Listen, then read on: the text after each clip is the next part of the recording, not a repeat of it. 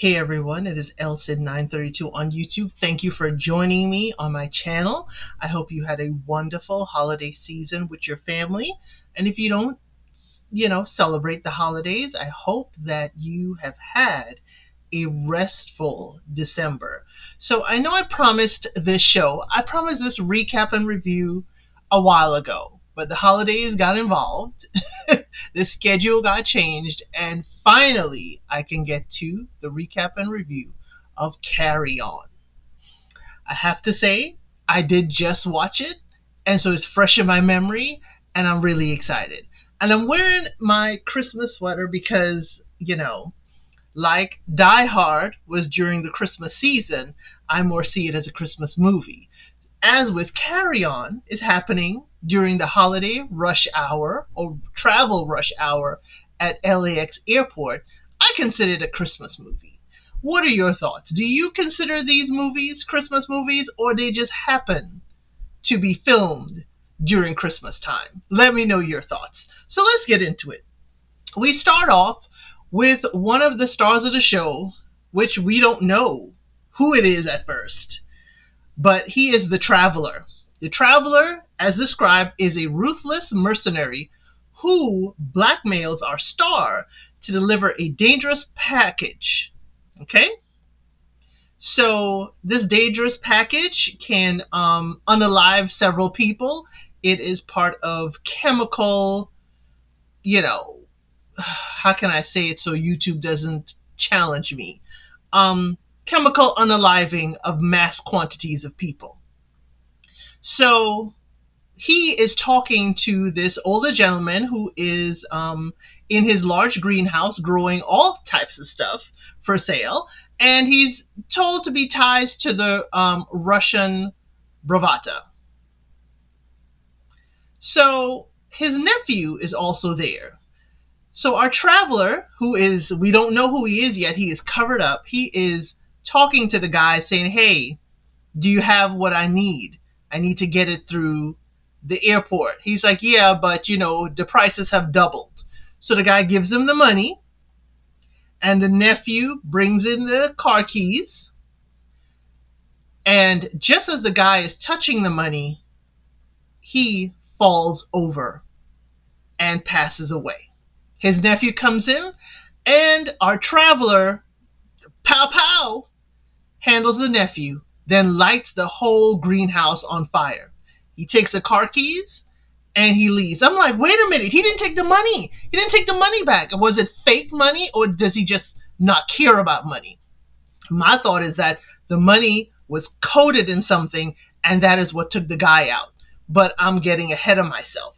So he drives away the traveler and he goes to the airport. Then we see our star of the show, Ethan Kopech. He's described as a 30-year-old man who works as a TSA officer at LAX airport. And he is with his girlfriend, who works as a manager of a terminal operations. And the girlfriend is pregnant with their first child. Now, Ethan, played by Taron Egerton, is basically coasting. He can do so much better, but he just wants to be there every day with his girlfriend and have lunch with her, which is fine. But she's not seeing that he is following through with his ambitions. So she's like, hey, you always wanted to be a cop. Why don't you go through the academy and do it all over again? Because he did it once before and he failed. And we'll find out more later. So he goes about his day. He is late. He is late. He is a former track star, so he is running through the underbelly of the airport. So we get great views of, where your luggage goes after they kind of throw it underneath for checked bags. What happens under there is like a whole city with highways, byways, and vehicles. And he is just running. He shows up at the office 10 minutes late for the debriefing. And as his commanding officer says, he is right on time for everything to be done. So what happens is he wants to ask his boss, his supervisor, played by Dean Norris. The supervisor's name is Sarkowski. He wants Arkowski to give him more responsibilities and give him a promotion so he could earn more money before this baby arrives. Okay? And the boss is like, yeah, you showed up late. You ain't here half the time mentally. You don't want to really be here. Whatever. Good try, but whatever. So his good friend instead decided to say, hey, give him my shift and I will, do another line. Now his friend is a lead, and the lead is basically the person who is actually scanning the bags and keeping watch over everybody in their section. So, Ethan is so happy to have the opportunity. The boss is like, hey, you putting your neck on the line for your friend? Have at it. So he puts his neck out there for his friend, and Ethan starts the shift. Ethan goes through. He's happy. He tells his girlfriend later on that he's gotten the opportunity. So while he is basking in the glow, this young lady comes through the line and says, hey, this isn't mine. And there's like an earpiece. And he's like, oh, okay, no problem. So he'll put it in a lost and found. He gets a text message. Text message says, put it in your right ear right now. So Ethan is standing there and he puts it in his ear. And after Ethan puts it in his ear, the traveler speaks to him. Now, before we get into what the traveler starts talking to him about, they were expecting his friend to be there at the station. There was someone at the friend's house secretly waiting to snatch his family, to get him to comply. The hitman that is sitting outside in the parking lot, he is also the IT guy. And he's telling the abductor, hold on, this is Ethan, pulled his file up, found his address, and the hitman ran to Ethan's house and got so much information about him that the IT guy was able to pull up all of his pertinent information. This way, when the traveler gets back to talking to Ethan, he tells him, hey, don't make me come after your girlfriend, your pregnant girlfriend.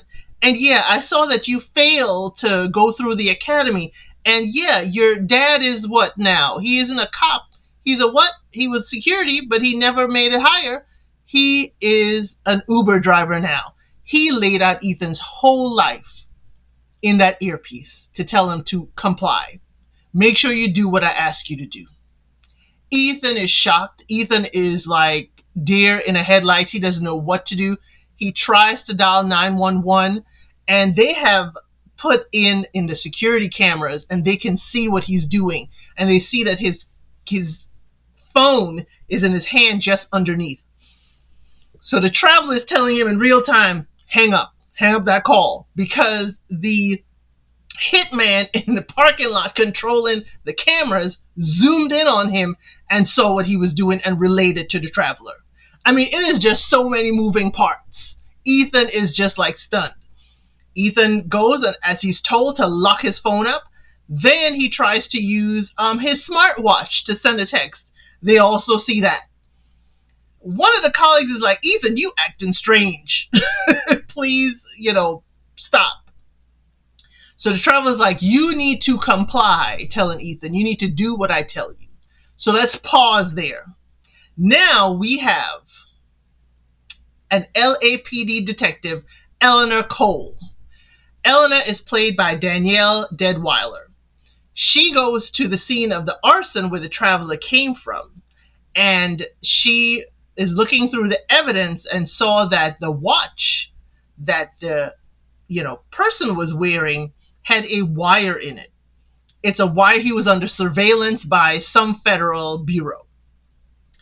She goes and takes it into her IT guy, and he's like, yeah, I could perform some miracles, but give me some time to work.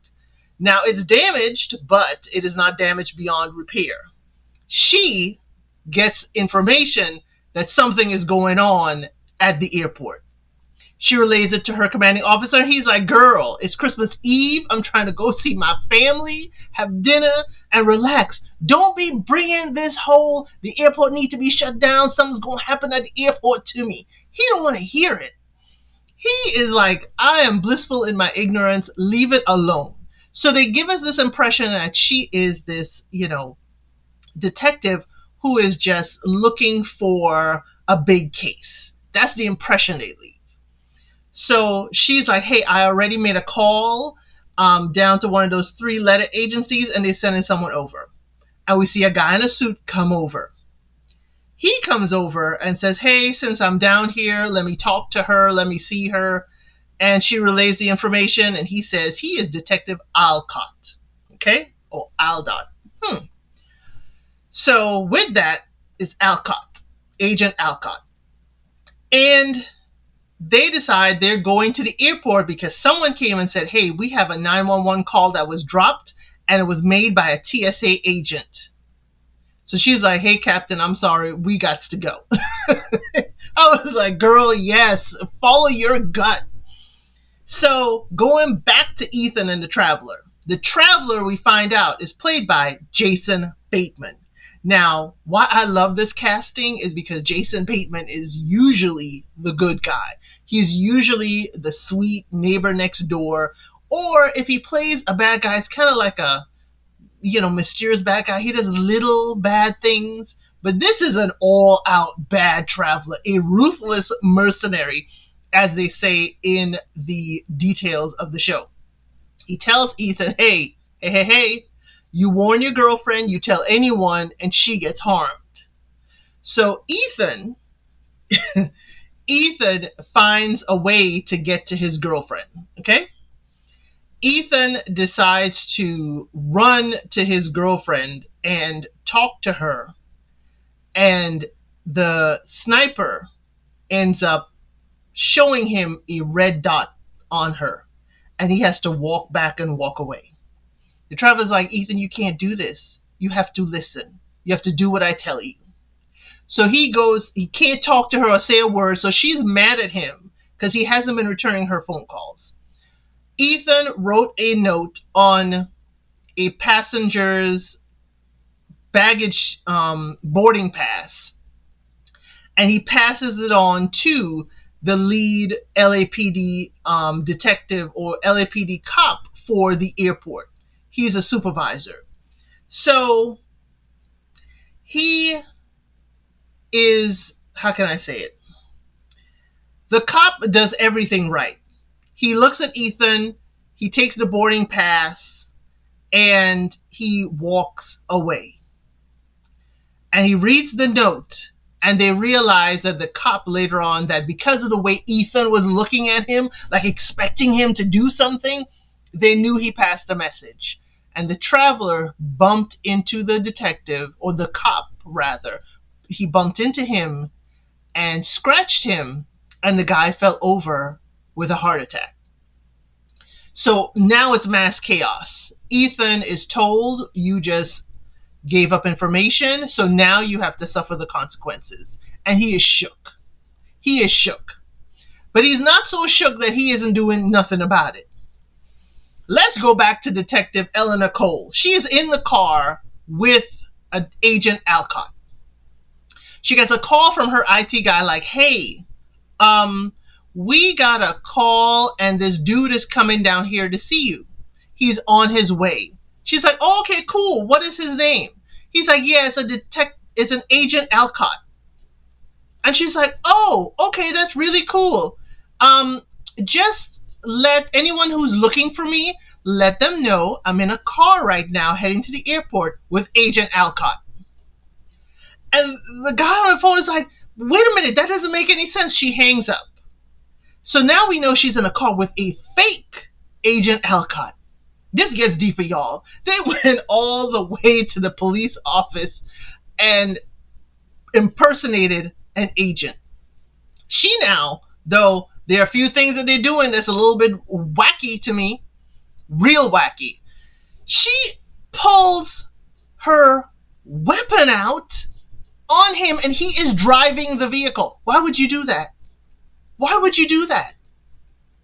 What? And if you pull it out in such close quarters, you better pull it out and use it right away because you're giving him an opportunity to reach over and grab. Girl, whoever wrote this part for her. One, she should have been like acting like, wait a minute, I got to stop. I need to write a note or something. Hey, stop right here on the side of the road. We're looking for a vehicle that's coming by. And then you attack him when the car is stopped because you can't jump. And he all of a sudden decides to go 70, 80 miles an hour. So yes, of course, he bats away the weapon and they're fighting for it. And the car ends up crashing, rolling over. She gets out of the vehicle and she calls and says, hey, tell LAX something is happening. Tell them they need to, I need to go see this Ethan Kopech and let him know something's going on in their midst. So it gets to the supervisor, Sarkowski, played by Dean Norris. He's like, shut down the lines, shut down everything. We have a mandate. So he pulls everybody in to the room to have an impromptu staff meeting. Now, before this, Ethan was told by the traveler after his friend was unalived. He was told by the traveler, this is the guy with a red baseball cap and that black suitcase with a red ribbon, hence the red ribbon suitcase on my thumbnail. He's the guy that needs to get through security, and you're going to let him through now, or else your girlfriend, Nora, gets it. So Ethan is shaking in his boots. Ethan does let the guy through, but Ethan gets his boarding pass because the guy forgot the boarding pass, and Ethan looks at it and memorizes the flight and the name of the person. Ethan was traumatized and throwing up in the bathroom because he knows what he just did. He let a piece of luggage go through that's going to harm a lot of people. Now, how Ethan was, how can I say it, taken away from his leadership role at one point, and then how he got back, you've got to see that. It was very interesting, but one staff member was on high alert about Ethan and how Ethan got back the lead role in order to get the guy back through. So now we're in the staff meeting. And the supervisor is like, hey, we're doing random checks. There's some things happening. So we're going to be pulling certain passengers. Ethan then gets one of the handheld scantrons and information gathering for TSA. So basically they can scan luggage, anything with a barcode, or they can look up anything. It's just like, any kind of handheld retail device, but it's for TSA. He goes by his supervisor real close and scans it so he gets his supervisor's authorization level. He changes one of the passengers to the name of the guy who went through security with that bag. So he puts him on the watch list for TSA to go and do a random sweep and pull him.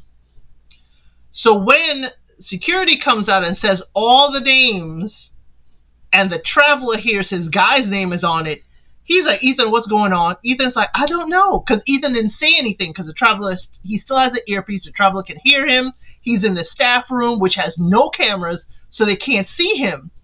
The traveler's like, Ethan, I know you did something. I know you did something. He's like, no, I didn't do anything. I can't do anything. I don't have that kind of clearance. Ethan, very smart. This is one of the good parts. So with all of that, Ethan goes out back to his desk, and the traveler is like, hey, if my guy gets caught, Nora's going to get it. And if not Nora, somebody else is going to get it. So the supervisor actually is the person who pulled the guy. And what the traveler did is he activated what was in the suitcase. He said, okay, Ethan.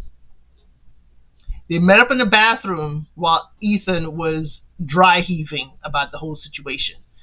And when Ethan got one up on the traveler, taking his weapon from him, the traveler activated the agent, whatever the chemicals were. He's like, hey, either it takes down a plane of 250 people or it takes down 7,000 people. He's like, wait a minute, it's Christmas Eve and maybe 10,000 people in here. So what are you going to do, Ethan? What are you going to do?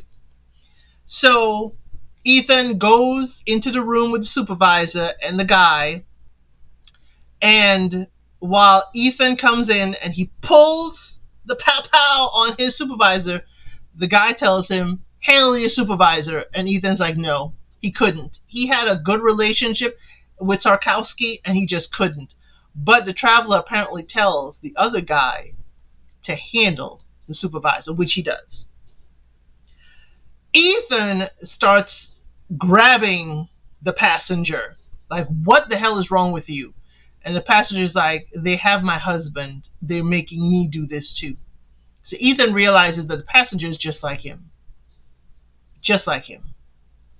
So the colleague who thinks Ethan is full of crap today and doing all kinds of weird stuff, he comes in and says Ethan shouldn't be doing the search checks because he doesn't have management level. And Ethan's like, hey, the supervisor let me do it, so I'm doing it. They had hid the supervisor on a cart, and they had pretended like Ethan was doing the search to get out the room. Now, the traveler gave Ethan the information to disarm the chemical, okay, in the suitcase. So they left, Ethan and the passenger left, getting instructions from the traveler. They went into the belly of the airport where all the bags get moved around. And the traveler lets the passenger's husband tell him there's one more thing you need to do before your husband is released. And that was take out Ethan.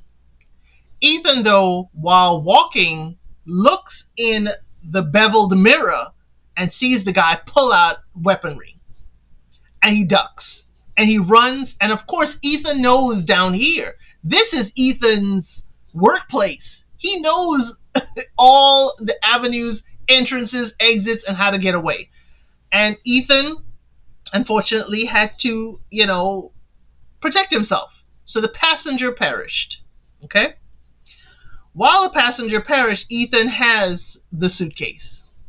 And the traveler's like, Ethan, I need my suitcase. I need my suitcase now. But we know it's disarmed right now. And the traveler, puts the hitman on his girlfriend. And he said, Ethan, if I don't get my suitcase, she gonna get it. I kept on hearing that. I'm like, Nora, girl, do you know how many times your life was in danger? Ethan runs and hides and leaves the suitcase out for the traveler. Now here's where I was like, oh wow, Ethan there's so many suitcases here. There was another black suitcase. I'm like, Ethan, take that red ribbon and put it on another suitcase so he has the wrong suitcase. But the traveler has a tracking device, but I don't know if it's on the suitcase or if it's on the chemicals. I would have still switched it out and put the two bags side by side or together with the ribbon so that he would come and see, oh, the suitcase is here, but we would take the wrong suitcase with the ribbon. But that would have been me. But Ethan let him have his suitcase so he could go save Nora. Nora, girl, I like you, but it's 10,000 people. I'm sorry.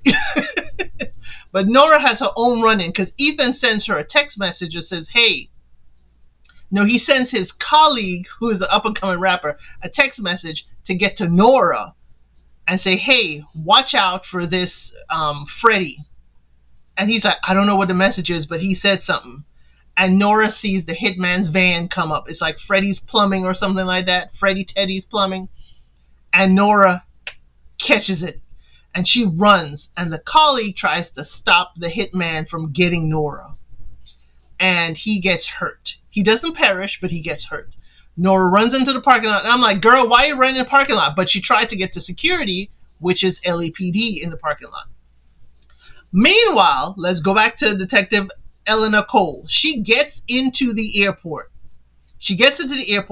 And she finds Kopech, Ethan. And Ethan's like, girl, you are on the wrong one. She's like, no, we have you and we have your information. He's like, no, these people infiltrated. They have the cameras, they have this, they have that. So while she's trying to arrest him, he pushes her off into the luggage. It was it was a push off, but it wasn't that hard. And he's like, yo, this is the flight, this is the passenger name, this is the information. They're tapped in. And she knows they're tapped in because remember, she was with a fake Agent Alcott in the car. So she takes this information and instead of running after him, she runs with it. And she calls into FA. Then here comes Nora. Ethan tells Nora, we got to let that plane go. I know how to deactivate the agent. So Nora has to go find the detective, which she don't know what the detective looked like. And I'm like, Ethan, you sent on a wild goose chase. So while the detective is like, found out which plane, they thought it was the plane going to Russia. But when they saved the passenger's husband, he's like, no, the plane's going to DC. Hence the DC boarding pass on the thumbnail. So when he's heading, they're like, wait a minute, what's going on? What's really going on here? So Ethan says, I can make it to that plane. Remember, Ethan was a former track star. So Ethan starts bucking it. Nora finds the detective, say, hey, we got to let that plane go. Because if you leave it on the ground, the Traveler is going to activate it on the ground. So it turns out the Traveler, he actually got on the DC flight. And the girl who said that the earpiece wasn't hers, left in the bin, she was in on it. She was one of their lackeys. She had the boarding pass to DC while the guy was given the boarding pass to Russia to throw them off. So she switched bags with the Traveler, so he got the DC boarding pass that she had. They were on it. They were on it. Even if somebody turned against them, they were ready for it.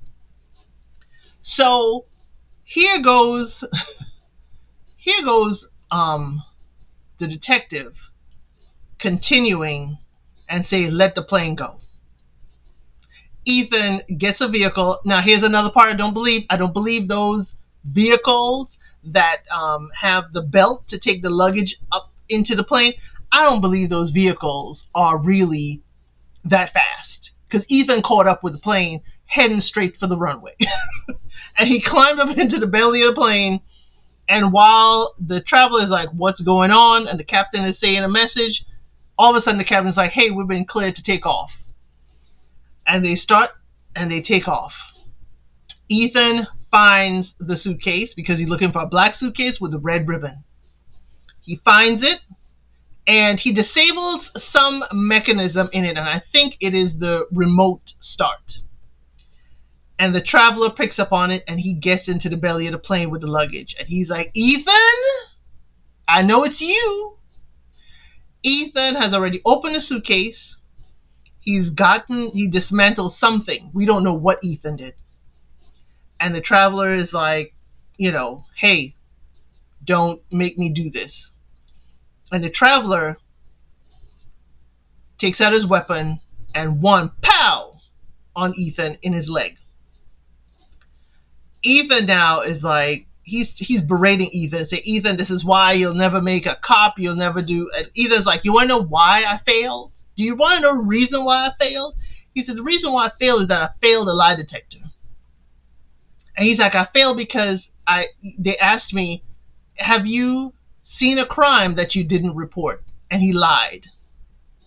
And it turns out his dad committed a crime and he never reported it. And the Traveler's like, see, yeah, that's you. You halfway doing things, you asleep at the wheel, you ain't doing what needs to be done to get the job done. So the Traveler opens up the suitcase and realizes one cylinder for the chemicals is gone. And Ethan's like, I guess I finally woke up. Ethan pushes the Traveler and throws the chemical cylinder in a sealed room underneath there and locks him in and holds the door. So the Traveler is caught up in his own chemical in a sealed area. I don't believe it's sealed, y'all, because when the Traveler was banging on the door, we saw the door moving a little bit. I don't believe it's sealed. But this is what the movie wants us to believe. So the Traveler gets caught up in the gas. And when the pilots heard the pew-pew, they checked the surveillance of the underbelly of the plane.